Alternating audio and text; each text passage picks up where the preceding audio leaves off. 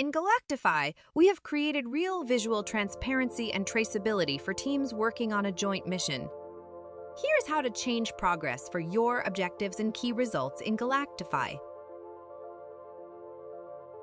Within the overarching quarterly mission, you already see an overview of the progress for all your objectives. And every KPI you see at this big picture level gets its input from the underlying elements. If you go one level deeper to work on the objectives, you will realize that the progress of an objective is again aggregated from the associated underlying key results. Now, when you zoom into one of the key results and change its progress, and go back one level higher by clicking the Go to Upper Level button to see the aggregate progress of all KPIs for this objective. And of course, the overall progress of the overarching goal is also updated.